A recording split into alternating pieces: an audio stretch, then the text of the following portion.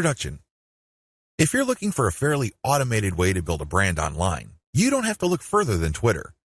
In fact, for the longest time, a lot of marketers and marketing companies have long considered Twitter as a great place for brand formation. If you're looking for an online brand, Twitter is a great place to start. It's easy to see why. Twitter is so easy to use. You just need to post a tweet that is 140 characters. You need to do it long enough. You have to pick the right hashtags. You have to pick the right content, and given enough focus and attention to detail, you will get it right. It's just a matter of time. Of course, this does not mean automatic success, but with everything else being equal, Twitter compared to other social media platforms is definitely easier to master. Why? First of all, it is very friendly to automation.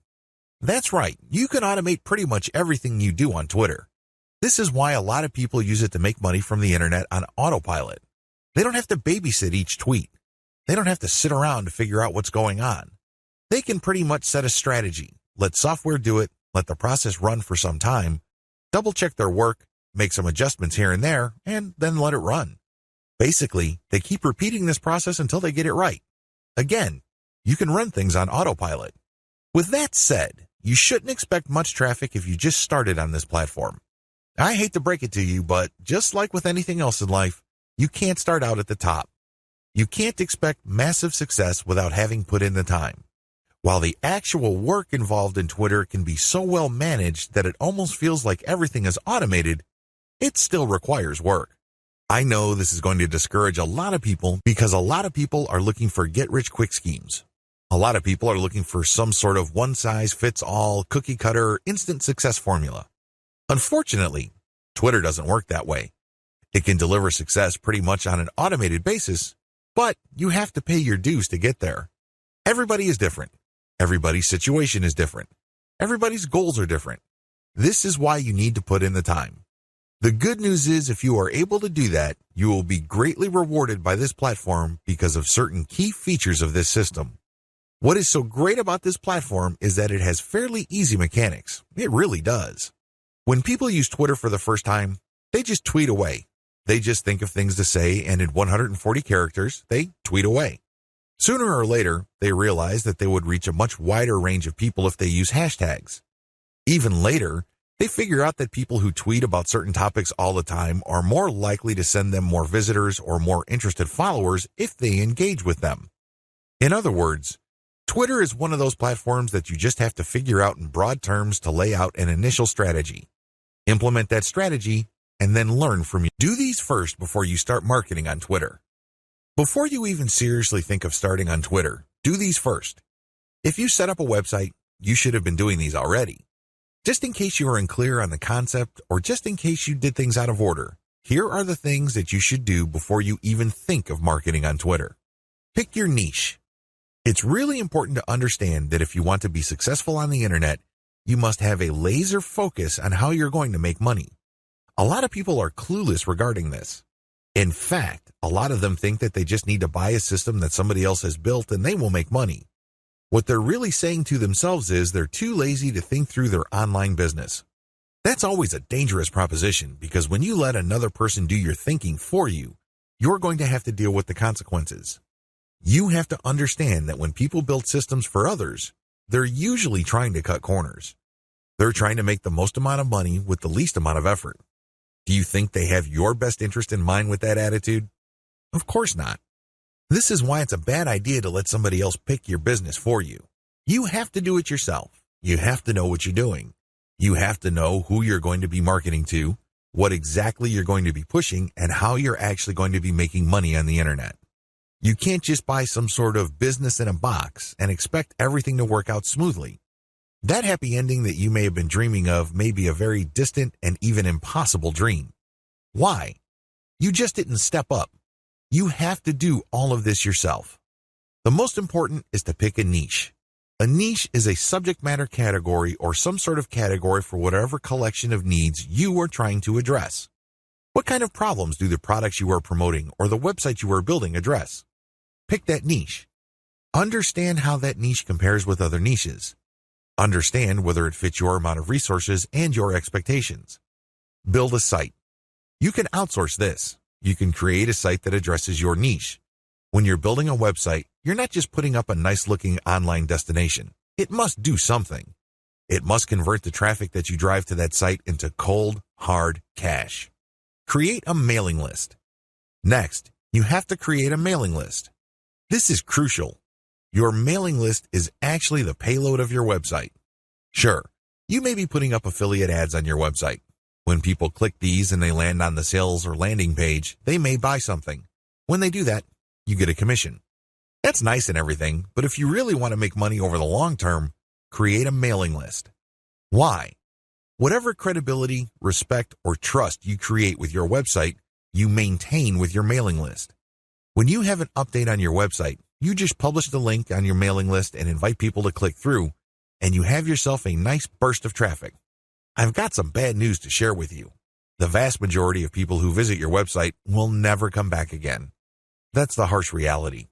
When you have a mailing list, you get to retain some of that traffic. You only need to set an update, and you get a nice little surge of traffic because people saw your email and clicked on your link.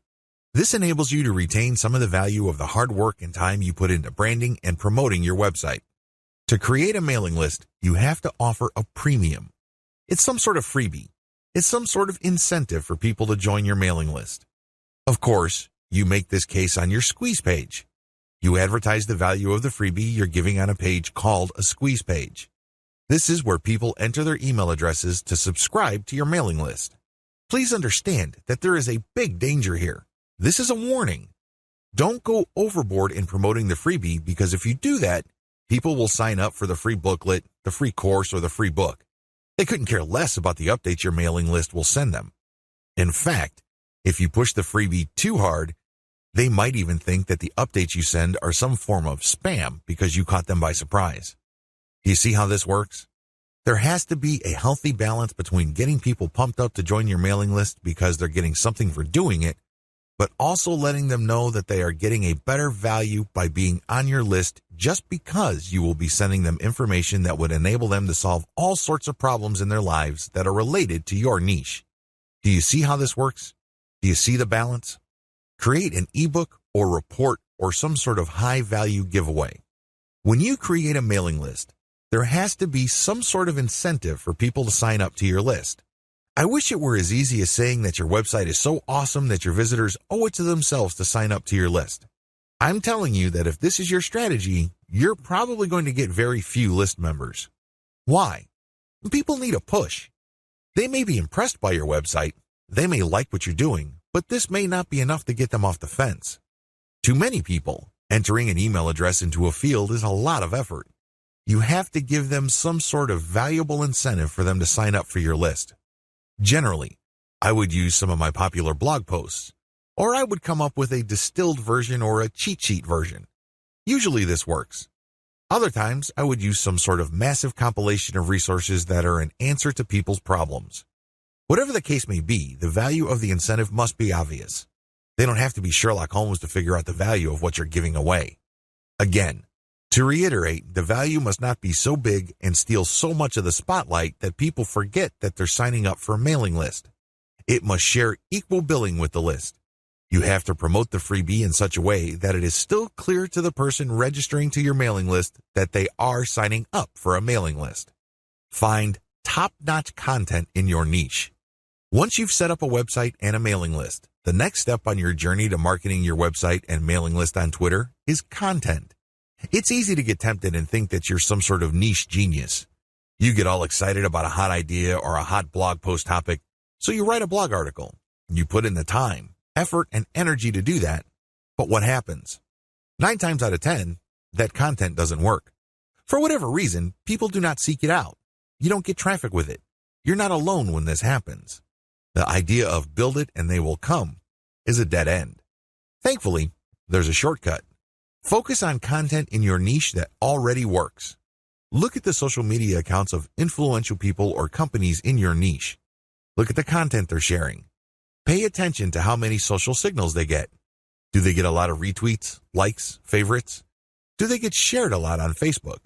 Using this objective social signal information, select their best content and reverse engineer it. Reverse engineering top-shelf niche content. Now that you have a clear understanding of what's hot and what's not in your niche, the next step is to reverse engineer your competitors' best content. How do you do this? First of all, you just focus on their topic. If they're talking about a certain personality in your niche, then talk about that person, because obviously the fact that they're getting all this attention from your niche audience means people are truly interested in that personality. However, don't stop there. Come up with something new. Maybe interview that person directly, or maybe take some sort of controversial angle. Maybe you can give more complete information. Whatever the case may be, come up with content that is obviously superior. This is what's going to make your tweets more popular. This is what will speed your branding efforts up. I'm sorry, but if you're just going to offer the same content that everybody in your niche is already offering, there's really no reason the people you're reaching out to should follow you. Think about it. If they think that you're giving them the same stuff as other sites, why go to you? They can easily have gone to those other sites. Draw their attention based on familiar themes. Keep their attention by doing something a bit different. It doesn't have to be much. You don't have to be a hero. You don't have to go overboard. But it has to be different enough. Unfortunately, this is one of those things that you will have to figure out firsthand. You would have to do it through trial and error. You have to learn through trial and error. Set up consistent social media accounts. Now that you have followed the steps above, you can now start setting up your social media accounts.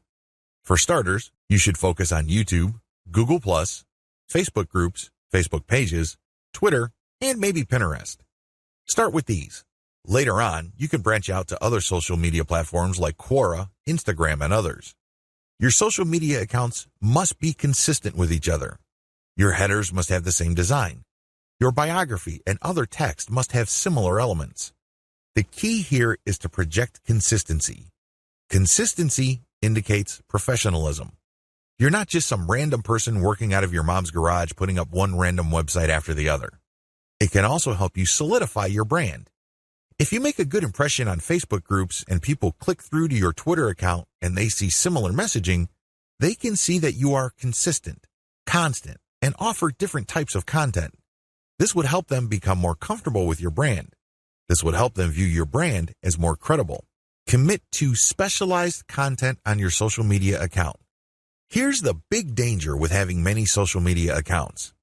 It's very easy to see that a lot of companies put up a presence on many different platforms. That's great and everything because you have many ways of getting new traffic. The problem is they post the same content across the board. This is a problem. When people approach your brand on Twitter, they're looking for content that is slightly different from the content they would expect on Facebook groups, your Facebook fan page, and definitely your YouTube channel. You have to be aware of these different expectations and give them what they're looking for. Oftentimes, this is as simple as the form of content you offer.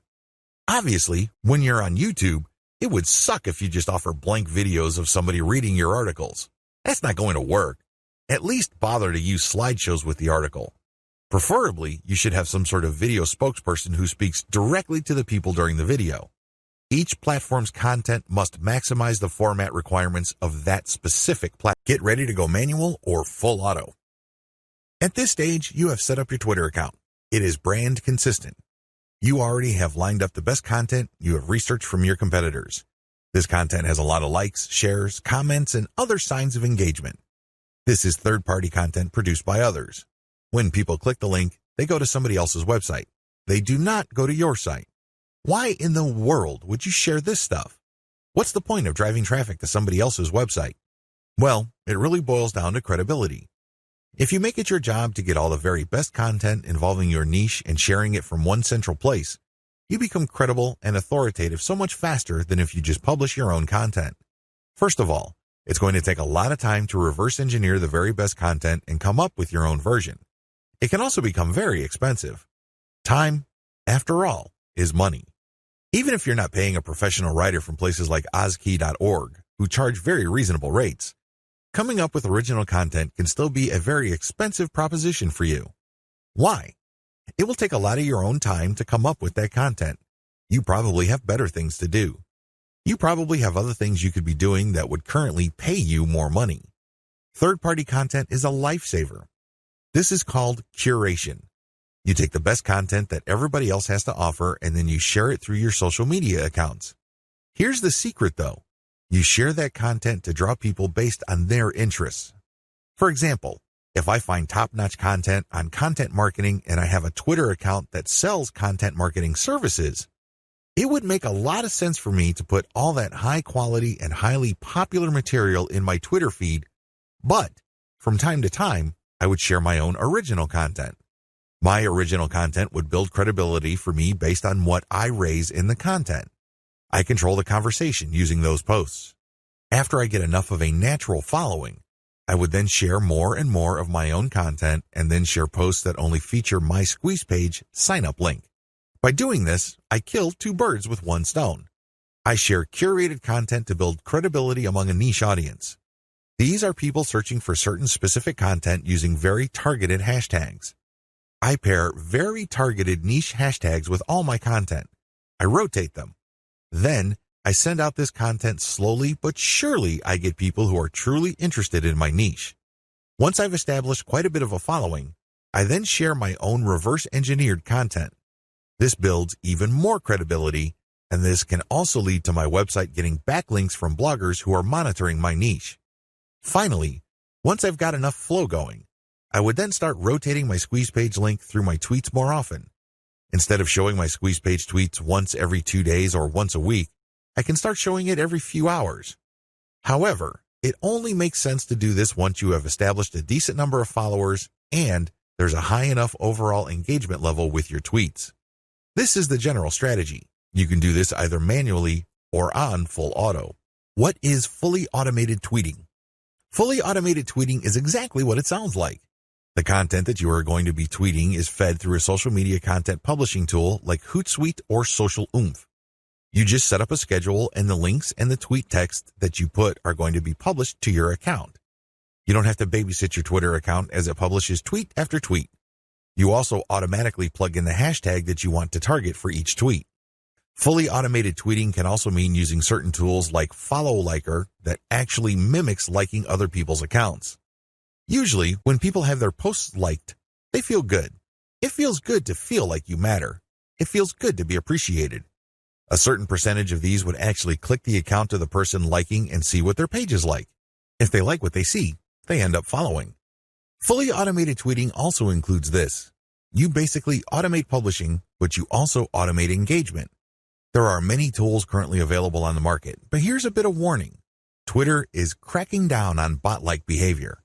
While few people will have problems with automating publishing, most people would view automating liking or automated favoriting or listing with more suspicion.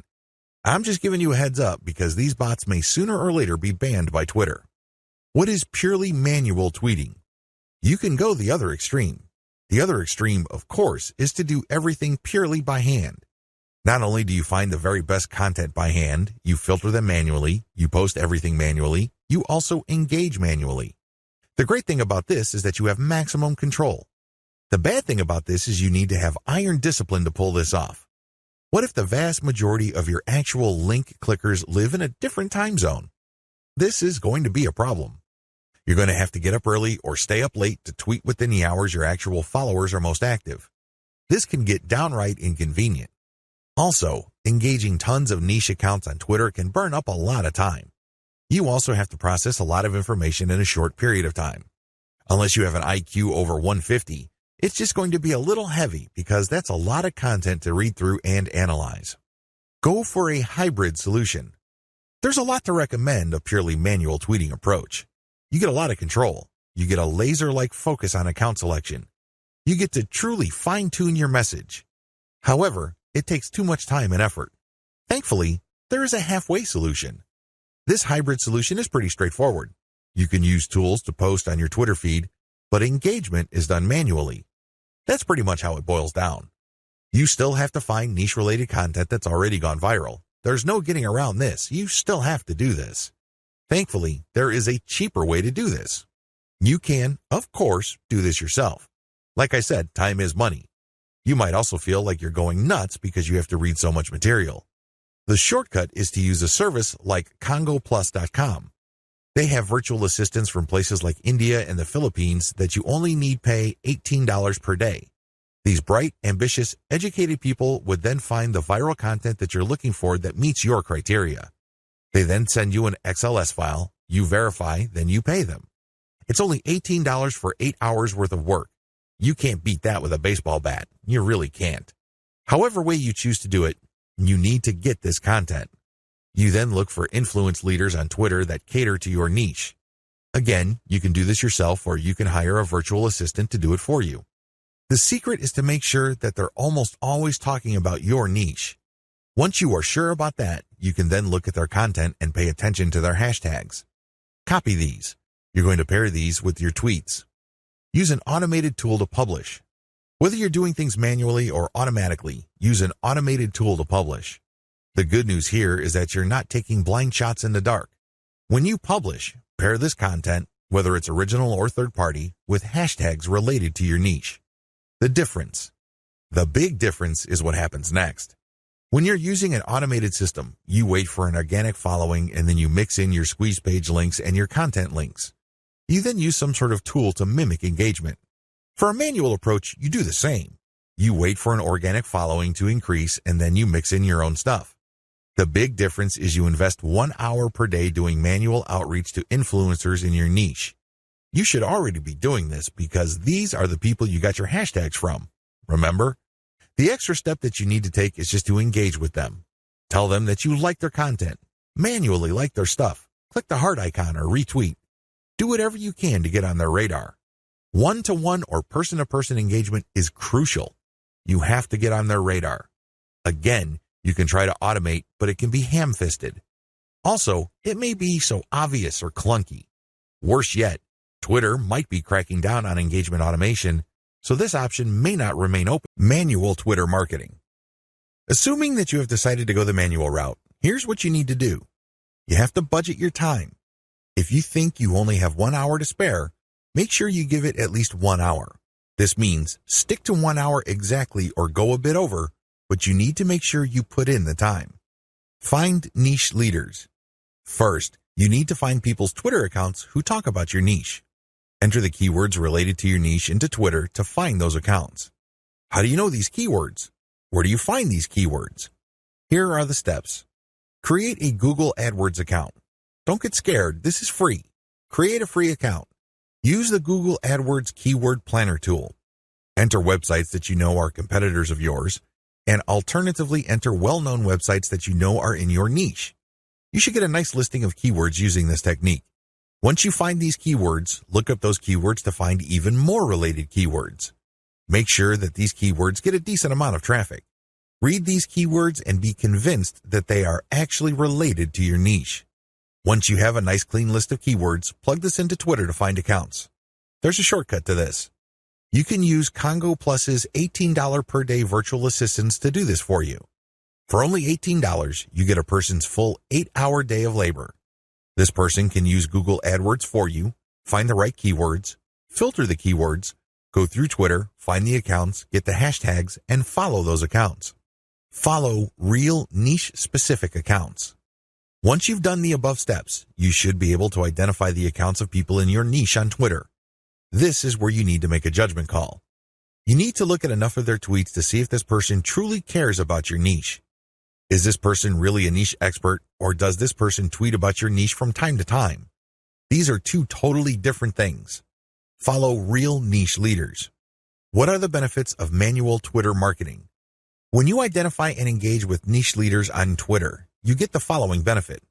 First of all, you get niche-specific hashtags. Second, you get a chance to get on the radar with people who are really experts or authorities in your niche. These people can open a lot of digital doors for your business. They can retweet your actual content. This can lead to niche-specific audience members visiting your website. They can interview you and possibly link to your website. You can interview them and establish some sort of professional friendship. You can get invited to conventions or symposiums or workshops. These can be tremendous networking opportunities. There are just so many ways you can benefit when you reach out to people who are already established authorities in your niche. Don't be antisocial. Don't think that you can be successful just with your own efforts. It doesn't work that way because there is a network of really credible people on Twitter already who have the influence that you're looking for. Why not just piggyback on their influence? Why reinvent manual tweeting? Pros and cons. Manual tweeting, as we have defined, involves automated publishing of content that you have manually selected. This is content that you have curated. The publication is automated, but your engagement is manual. You're going to find niche-related accounts. You're going to engage with them manually. You're going to tweet, leave comments, so on and so forth. Here is how the advantages and disadvantages break down. Pros. The first advantage is to get a higher level of engagement. You actually get to say to these people what you think. You get to interact with what they have to say. Maybe they're critical about your idea, so you explain your position to them. You give them a counter-argument. You ask for examples, or you rebut what they have to say. When you do this, you're not engaging in a pissing contest. Let me be clear, this is nothing to be emotional about.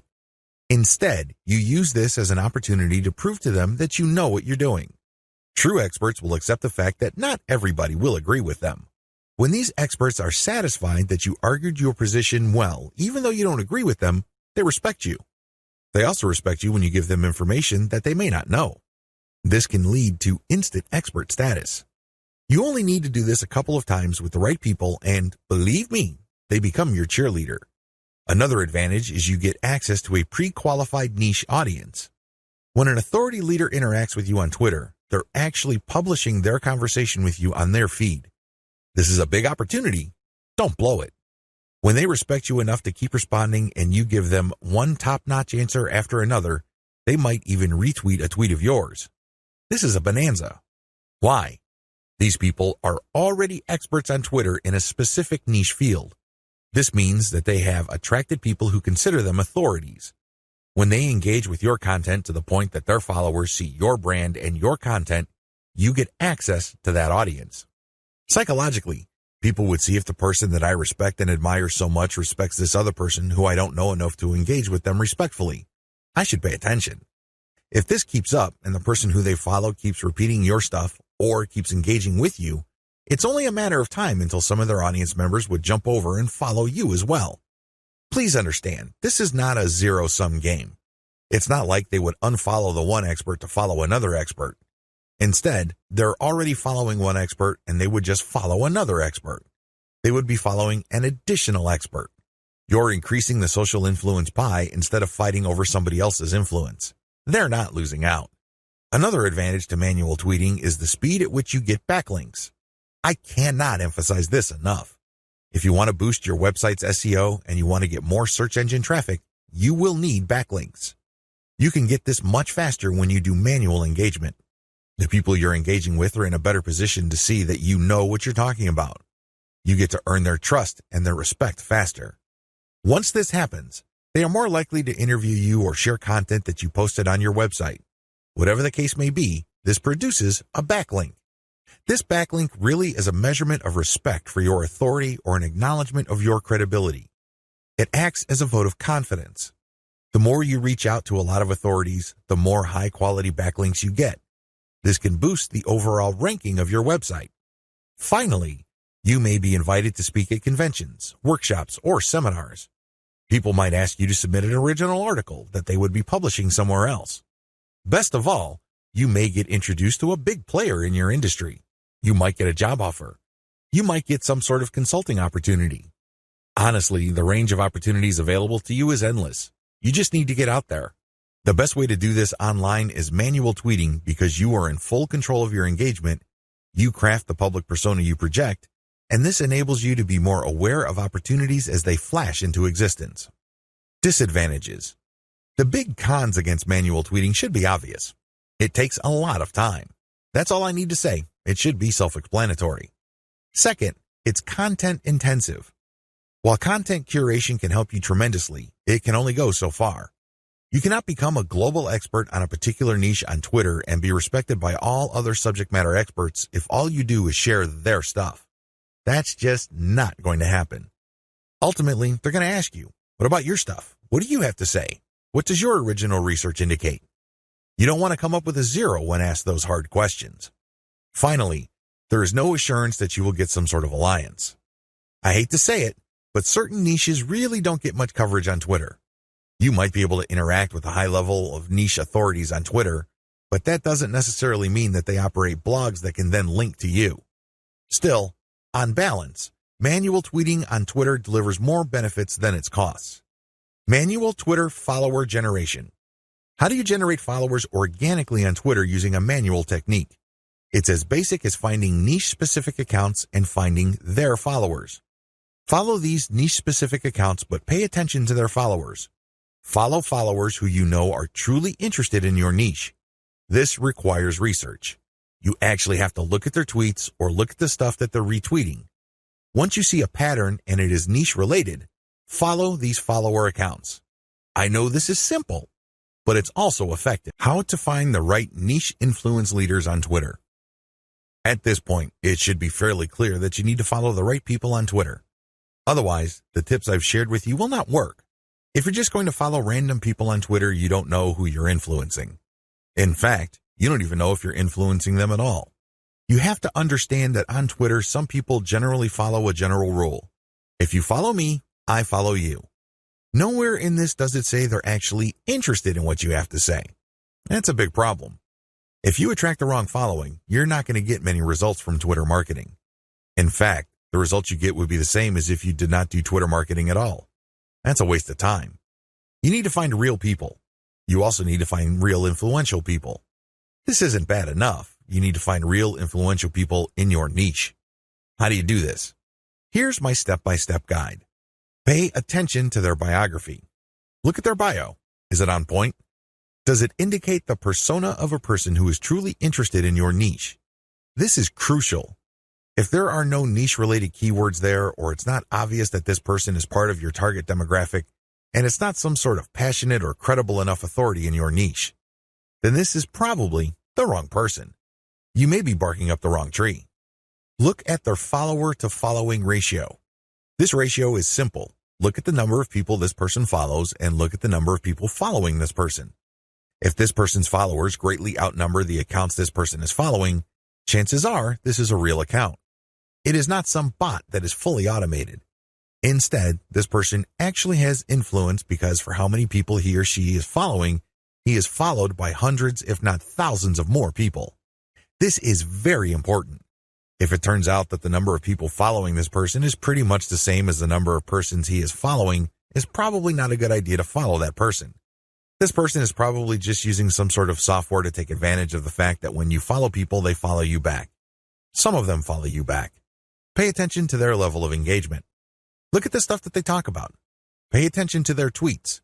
What do they constantly retweet? What do they tweet about? Are they talking about the same stuff most of the time? Does their account get a lot of retweets and posts, retweets and engagements? Do they get a lot of favorites? Is there a lot of engagement with the content they share? Even if this person is totally focused on your niche, but it turns out that their tweets don't get much engagement, they may not be all that influential. Becoming credible with them and getting access to their market may not work out for you. Their audience may not work out for you because they're not really authorities. Pay attention to the specificity of their posts. Look at their posts. Here's a rule of thumb. If 80% or more of their posts have something to do with your niche, follow them.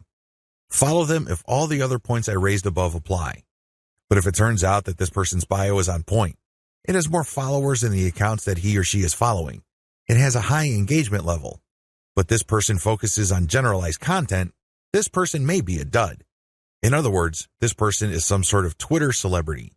This person is only an authority because of their personality and not much else. They're not an authority because they focus on a niche.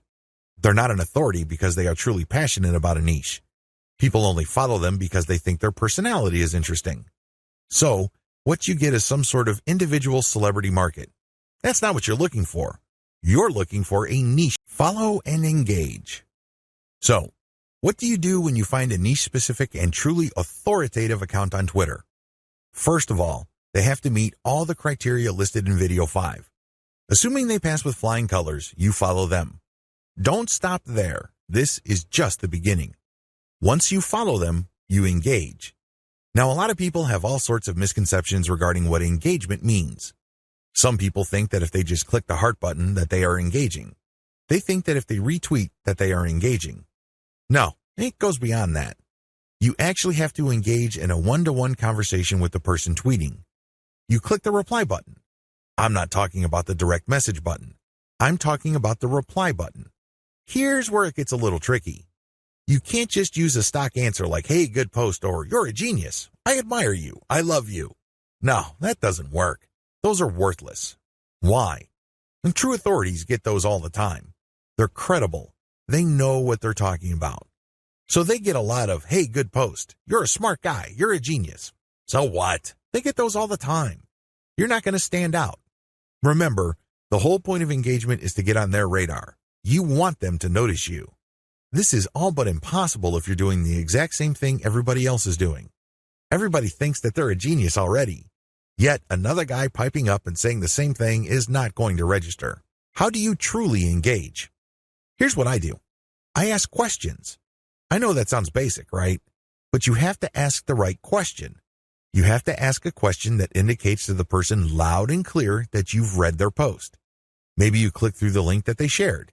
Maybe you analyze their tweet. Whatever the case may be, your question must communicate this. Your question must get them to think or analyze or look at things with a new perspective. When you do that, you get respect. Why?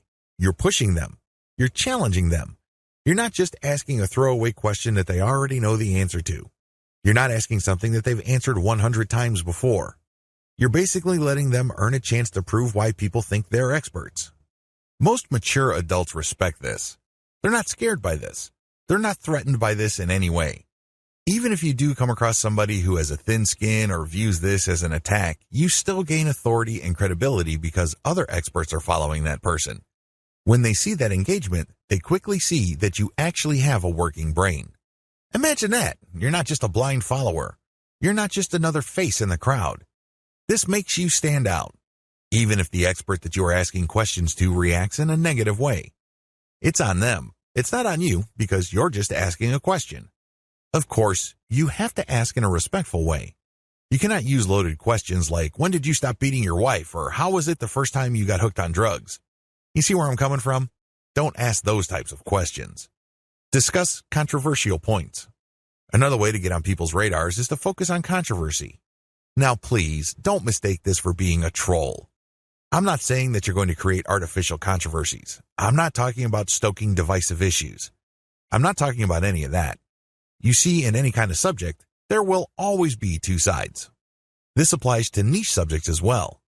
There's always the conventional wisdom, and then there is everything else. What if there are techniques or approaches or strategies that would get better results?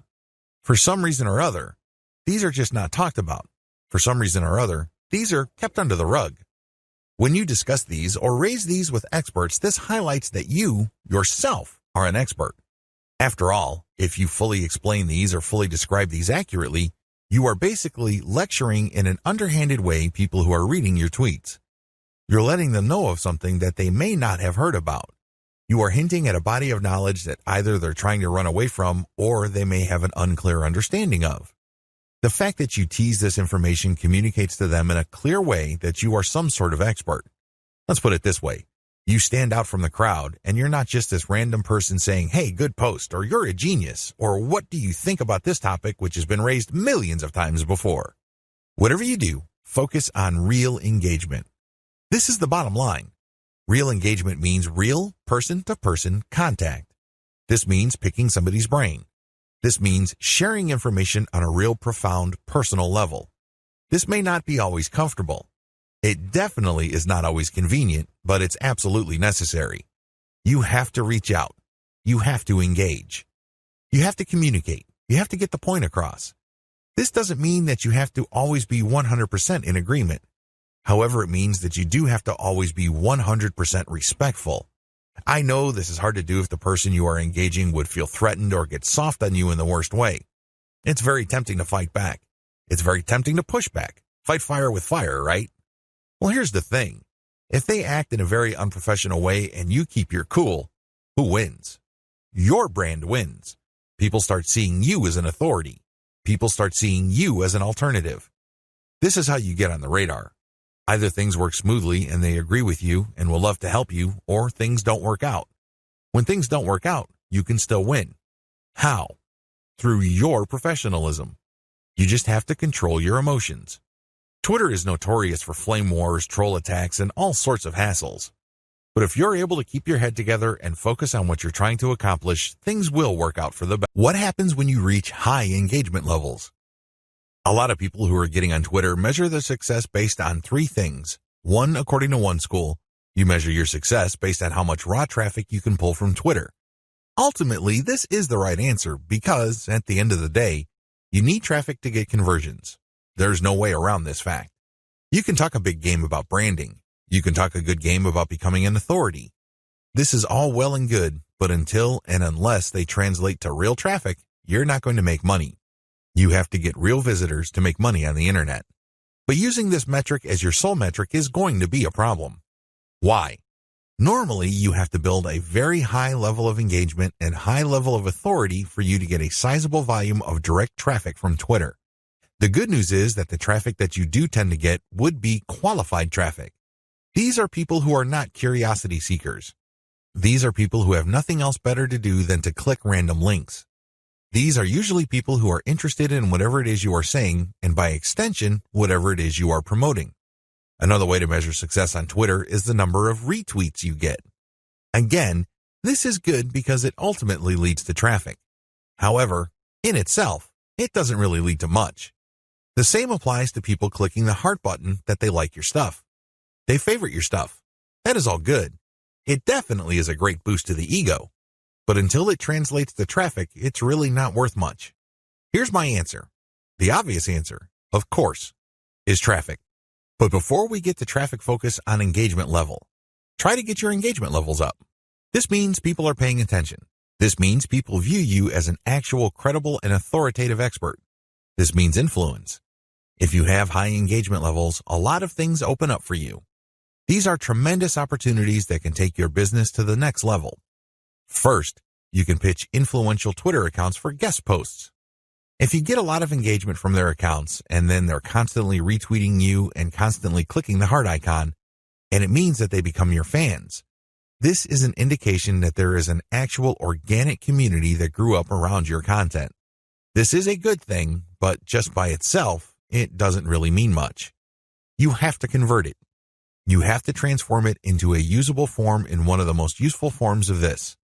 Usual payouts of this level of influence with influencers are to pitch them for guest posts.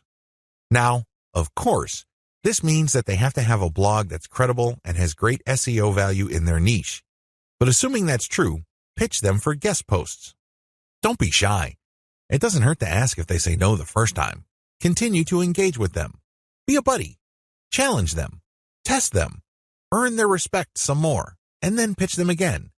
Keep pitching until you get that guest post. Because sometimes you have to knock many times before the door opens. That's just the way things are. Keep pitching because for every single guest post you get, you may get a nice boost in Google search results. You probably don't need me to explain to you why that's a good thing. Ask for interviews. There are many influential people on Twitter that are either top dogs in organizations in your niche or they know people. Either way, when you get interviewed for a variety of reasons, you have arrived in your niche. Let's put it this way. They're not going to interview worthless people. They're not going to interview people who have no credibility. Why? Well, they respect their own credibility. They want to protect whatever status they have. One of the worst ways to do that is to interview people with no credibility. They want to build up. So, the fact that they're interviewing you signals to whoever respects them that you are worthy of respect. It signals to people that you are credible, that you are worth following. It tells people in so many ways what you have to say counts for something. This is a big deal. How come? You can leverage this interview that you've got as proof of your expert status. You can then contact influential publications in your niche to get backlinks. You can contact the networking groups, symposiums, and conventions to get speaking opportunities.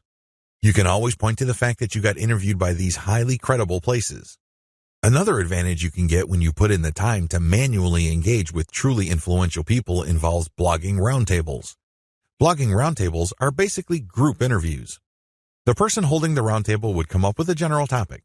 For example, they're talking about general SEO trends in 2018, and then hit up a large number of people for their interviews, knowing full well only a small fraction would respond. If you get invited to turn in your feedback, you get a nice link. Imagine if the Blogger Roundtable was being held on the premier website in your niche. Again, It doesn't take a genius to figure out the dynamite SEO potential of this opportunity. Build a high-influence retweet circle. This final benefit escapes a lot of marketers. In fact, even Twitter marketers may be completely blind to this. This is one of the biggest benefits of manual engagement with influential people on Twitter can ever deliver. When you get these people to think that you are credible and that you are an expert in your own right. Eventually, you can count on some of them to automatically retweet your stuff. This is a big deal. Well, when you share your own content, or better yet, when you share your squeeze page direct link, you want truly interested people to click through. You want people who understand what your content is about to click through and possibly convert. In other words, you want highly qualified traffic. If your brand becomes so trusted and so credible in your niche among other Twitter users, you cultivate such a following. You only need to produce content and automatically you know they would retweet you. You can almost bet that a certain percentage of your followers would retweet. This can then lead to your content being seen by more of their followers, which can lead to highly qualified direct traffic. Don't neglect this benefit. Unfortunately, a lot of people do because this benefit grows very slowly. It also starts at a very low level. But of all the benefits, this is probably the most potent. Unfortunately, it also takes the most time, effort, and attention to detail. However, if you properly cultivate this, the direct traffic benefits and conversions you would get from being a part of a retweet circle will outweigh and will pay for all your costs. You can take this to the bank. Always optimize your content. It's really important to make sure that you identify your best performing content. This is not easy to do with Twitter. You basically have to pay attention to your website statistics and figure out which content update gets the most love from your followers. Once you have identified your best performing content, don't stop there. Don't just think that you're just going to have to come up with the exact same content. That's not going to cut it. Also, don't think that you only need to give your system a few days for you to identify your winning content. Here's the system that I use. Regardless of whether you are completely automating your system or you're manually doing engagements, you need to do the following as far as content optimization goes on Twitter. Step 1. Start with randomly selected content. Now, please understand that this content must be top content. Look at the reverse engineering section that I mentioned earlier in this training. You should know how to spot objectively good content. Once you're able to do that, create a massive list of all that type of content and then randomly select this content and publish it on your Twitter feed. Again, you can use Hootsuite or Social Oomph or some other content scheduling software. Let this piece of content run until a few weeks pass. Step 2. Review your results. If you give the system enough time to tweet and keep republishing stuff that you have tweeted before, certain patterns should emerge. With enough time, you will get rid of false positives. These are content types or themes that you think are winners. It turns out that they're statistical flukes. Their success, statistically speaking, is just coincidental. With a few weeks, however, of running time, you should get a clear understanding of which of your content are real winners. Step 3. Focus on what works. At this stage, you should have a clear understanding of what truly works. These tweets are no joke. If you tweet this type of content, you can rest assured you will get quite a bit of engagement and click-through from your Twitter feed. You need to create more of this type of content. If you don't have the time or resources to do that, you should find other third-party content that is just like your winning content. Focus on what works. Scale it up. Pair it with your squeeze page tweets. Pair it with your content that leads to ads or other conversion devices on your website. Whatever the case may be, you need to focus on what works and scale up once you've identified reliably productive content. Again, this takes time. This is not something that you identify overnight. You have to let the patterns play out. You need to let the statistical flow of your traffic even out over a long enough period of time. If you do this right, you will be able to shift your Twitter feed towards content that has a predictable level of engagement. This paves the way for the success of your Twitter campaign. Cross-feed your content among platforms. If you notice that you have winning content on Twitter, don't just leave it at Twitter. There's a good chance that people on other platforms would appreciate that same content. Take that content and share it on Pinterest or Instagram. If you are sharing third-party videos and they do really well on Twitter, share them on your YouTube channel. Whatever the case may be, cross-feed or cross-pollinate your content among different social media platforms. There's a lot to choose from. There's Pinterest, Instagram, YouTube, Facebook, Reddit, and Quora, among many others. Mix and match. Pick your very best content. Try along different platforms and identify what works. Once you identify that a particular type of content that you tweet also does well on another platform, publish more of that stuff. Leverage the power of questions. One of the best ways to publish content on Twitter is to ask questions. It's really that simple. You ask a question and then you post a link and then some hashtags. The great thing about this question-based tweeting is you get to engage the reader. You focus on a specific point that they may be interested in. If they are, you're more likely to get the click. This is definitely more engaging because you start with a specific need that they have. You're not just wasting people's time by saying, hey, this might be interesting. Who cares? There's tons of interesting stuff on Twitter. People simply do not have the time to consume all that information. One of the best descriptions I have read about Twitter is that it's like drinking from a fire hydrant. There's just so much information to process in a very short period of time. This is why most people who consume a lot of social media content don't bother to read. They really don't. They don't have that luxury. Instead, they scan by tweeting in the form of questions followed up by a link and some hashtags. You take advantage of this fact people only need to see the right question and then you have yourself a click. It fits how people think about and process information on Twitter. Interestingly enough, a lot of marketing professionals are saying that this also creates some sort of SEO signal. This is a big deal because it can give you a search engine optimization benefit. Now please understand that this benefit is very marginal. In fact, spokespeople for Google have spoken up on this issue. For the most part, they said this type of social signal isn't really factored in by Google. However, a lot of professional search engine optimization consultants say that there is an indirect or circumstantial benefit. Whatever the truth may be, we could all agree that if there is a signal that is being factored in by Google, it's going to be a very weak factor. Still, it is a factor. So you raise the question-based format. Use your questions for Quora. Not only do you get to engage your Twitter followers more directly by using questions, you can recycle this resource by posting it on Quora. You're killing two birds with one stone. You are posing a question on Twitter, and then it's copying and pasting that question and posting it on Quora and then posting an answer, or you can look for a similar question that already exists on Quora and answer with basically the link that you are promoting through Twitter. You save on time. You definitely save on Twitter marketing best practices. The first 9 videos of this training step you through the process of Twitter marketing. Whether you're going the fully automated route or you're doing things by hand, you have to use certain best practices. Otherwise, it's too easy for your Twitter marketing campaign to simply fall apart. The vast majority of people who try their hand at Twitter marketing simply do not succeed. It's not because these people are dumb.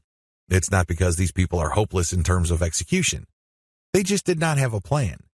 They also did not follow certain best practices that would have increased their chances of success. Here are just some best practices that I've learned marketing successfully on Twitter for several years. Element by element optimization. When you're optimizing content on Twitter, it's a good idea to focus on one element at a time. What is an element? Well, it's just part of a tweet. It could be the question. It could be the link. It could be the hashtag. When you're optimizing for the highest amount of engagement and click-through, you have to change your tweet section by section. You can't just change them dramatically overnight because even if you do get some sort of improvement, you don't know which part accounts for that improvement. You're completely in the dark. On the other hand, if you optimize element by element, you can clearly identify which part you changed and reasonably conclude that this accounts for the improvement. Once you're no longer getting a nice improvement or you peaked with a particular element, then you switch to the next element. With Twitter, this is pretty straightforward. You play around with many different question variations until you get one that gets clicked a lot. Next, you swap out different hashtags until you get something that gets clicked a lot. It seems pretty simple, but it's something that takes place over an extended period of time. It's not something that happens overnight. You just have to pay attention to the trend. That's traffic statistics so you can make the necessary adjustments. Tweet timing optimization. Depending on your time zone, it may well turn out that a lot of your most active followers prefer early morning or late at night. Pay attention to your statistics. Maybe you're using Google Analytics. Maybe you're using StatCounter. It really doesn't matter. Pay attention to the time of the clicks coming in. You see a pattern. If you do, use your tweet scheduling software to mirror the most active times or the most popular time frame of your content. This is the time range where most people click on your links on Twitter. Make your decisions based on statistics. A lot of brilliant online marketers fail in the Twitter marketing game because they go with their gut. They tell me, I just know it feels right. Alternatively, they tell me that their gut is telling them something. 9 times out of 10, these people fail. Again, they're not dumb. They're not stupid. Instead, they base their decision on feelings. Unfortunately, in this game, feelings can only take you so far. In fact, hunches often lead to dead ends. If you're going to be making a decision involving your content, your conversion pages, your mailing list, or whatnot, pay attention to statistics. Make sure you can justify whatever changes you make with hard conclusion. Twitter marketing success is not as hard as you think. Seriously, there are lots of people who are in their teens who make millions of dollars every year on Twitter. There are lots of companies located all over the world that find clients from Twitter. There are many home-based entrepreneurs such as yourself or digital marketers who make quite a comfortable living promoting online stores on Twitter. What accounts for these individuals' success? It is actually quite simple. They chose to be systematic and methodical. You have to have a system. You can't just do things by the seat of your pants. You can't just do things based on gut feeling. You have to have a way of proceeding because such systems teach you what to look for, how to respond when you find certain facts, and how to optimize your system. You have to be methodical. This means that you cannot put the cart before the horse. You have to follow the proper sequence. You have to look at the right signals. These two factors, system and meticulousness, flow together. It takes quite a bit of time to master this, but eventually you will get it if you put in the time. You have to pay your dues. Nobody will do it for you. I wish you nothing but the greatest Twitter marketing success.